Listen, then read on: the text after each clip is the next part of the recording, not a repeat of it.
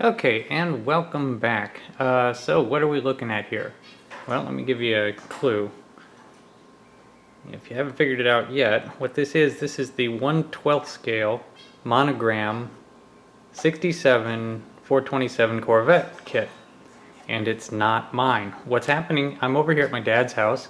My dad is on vacation. I'm over here taking care of the birds. By the way, if you hear birds in the background, it's because he has birds and I'm over here taking care of the birds. But while I was here, happened to notice a box. That box right there actually was up in the closet.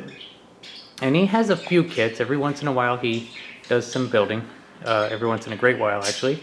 And this kit right here is a kit that I gave him for Christmas probably about 10 years ago or more.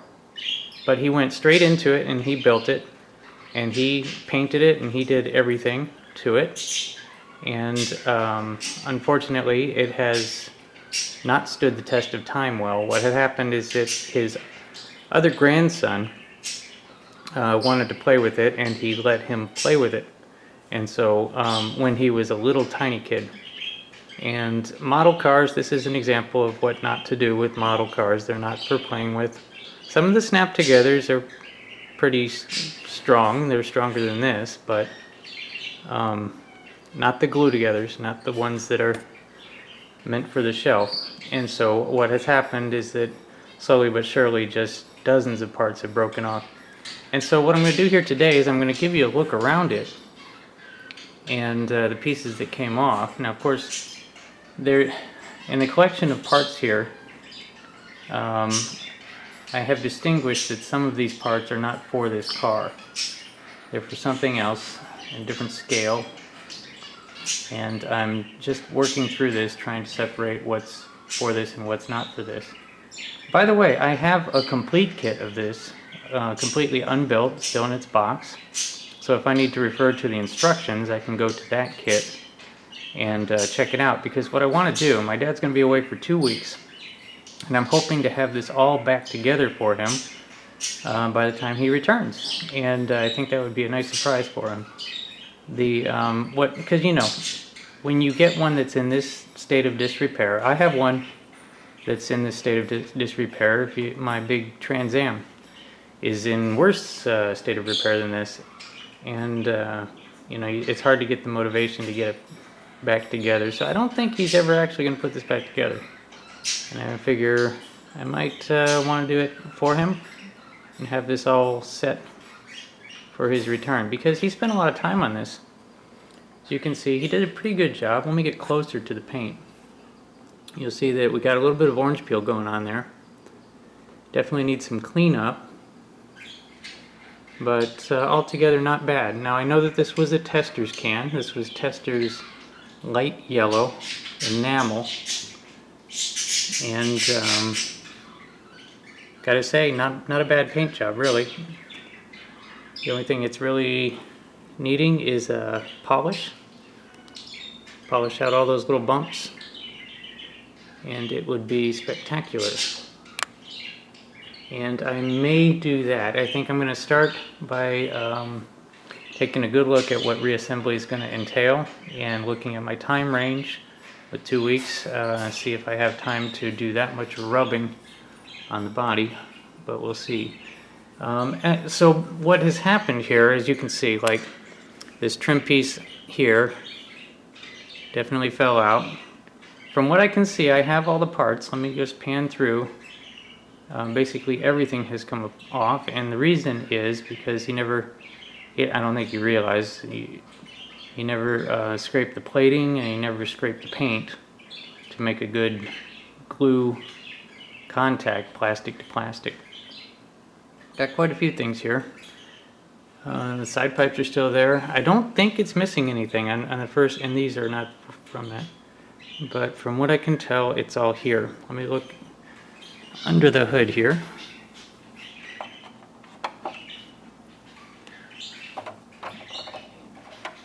Yep, hood's gonna come right off.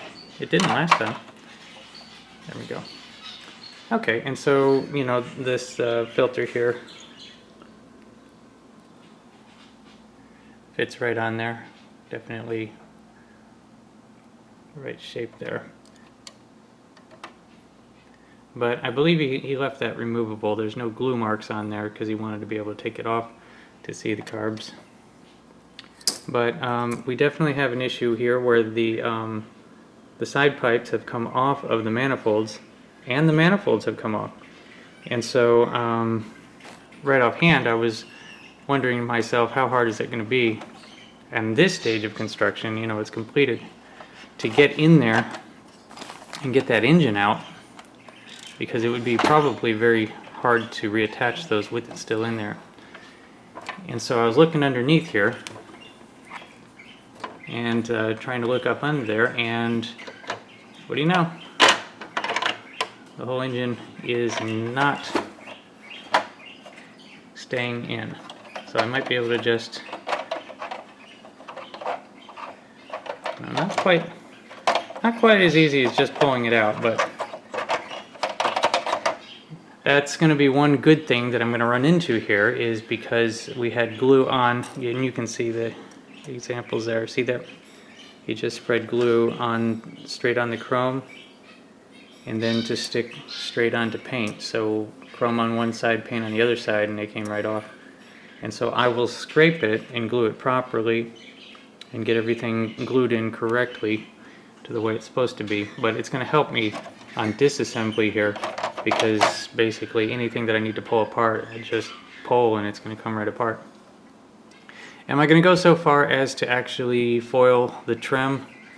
I don't know. We'll see, because I've also got my 4 projects going at the same time. But I am surely going to get it back together, and we'll decide on a polish. And then that's probably as far as we're going to go.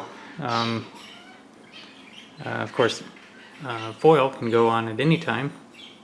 Also, paint on the trim can go on at any time, because 67, it's actually stainless steel anyway, so foil wouldn't be exactly right. But yeah, and then I'm looking, all these parts were in 2 baggies, and then up in the closet I found another box. If anybody knows this kit, you know it's a 3-in-1, you know, stock, strip, or drag. Stock, street, or drag. And so it actually came with a whole bunch of other tires. Let me dump these out. And I'm dropping them. Okay. And so you've got these, you know, quite a bit more awesome street tires. He went with the stock ones to make it, you know, accurate for the era. And look at those wheels. Is that not awesome? So he's got a bunch of spare parts, as you always would if you built one of these. You got these spare street radials, and you also would have these drag tires. Now there's skinny drag tires, so if you build the drag version of it, it's not a tubbed version. It's the equivalent of probably what you would call drag radials. Let's see what we got there. Goodyear, Eagle, something or other. I'll give it a try. I'll try to get in there tight. I hope that somebody can read that. Dragway Special.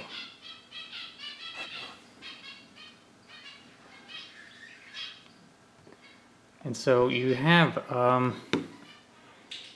an option for a drag wheel, and gosh, it looks quite a bit taller. Look at that. Look at the difference there. So if you put those drag radials on there, it would be jacked up in the back. Look at that. I bet you that would look neat. But then at the same time, we got all the performance parts in here. Also the decals there. Take a look. This is turning into a kit review.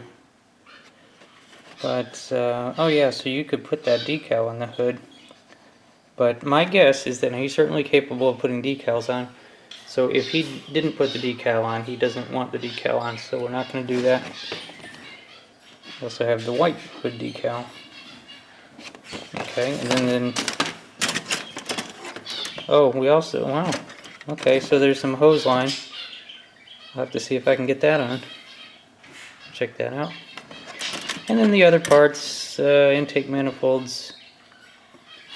Looks like a option for, wow, a shaker? Or maybe there's another hood? Oh, there's another hood. Right next to it. Looks like I'm just going to kind of make a mess as I go through it. And we've got these, it must be the, what? What are those? For T-tops? And the other hood, the performance hood. Awesome. Okay. And in your actual headers, or part of the headers, there's kind of 2 cylinders missing there. Must be around there somewhere.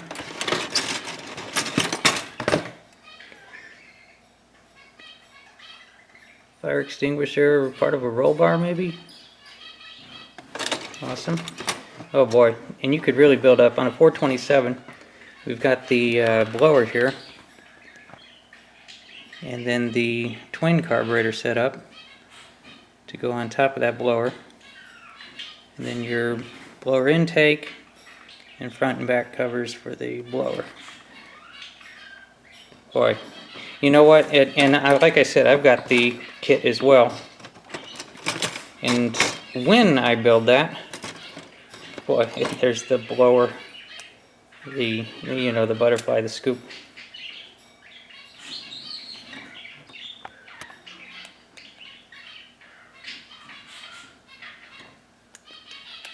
I don't know why it won't focus. It wants to focus on everything in the back. There we go.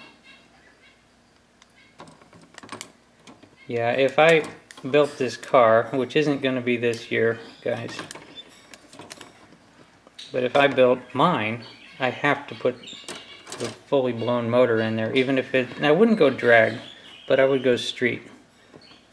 I would go street with the blower and the performance motor. And wow, look at this. Check that out. Wheelie bars. Awesome.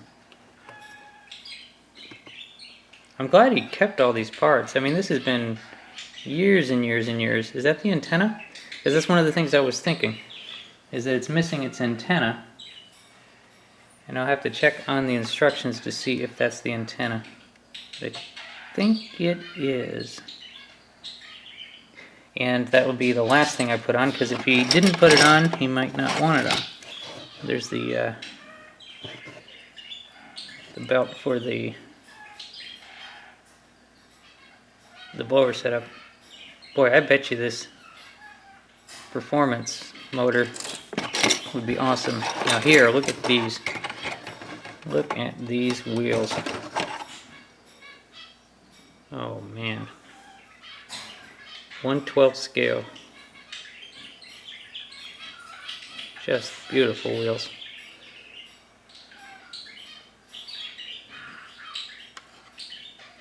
And yeah, I got to try to put a tire behind one of those. Okay. Just to get a rough look at what that's going to look like. That for sure. If I built mine, that's what would be on there for sure.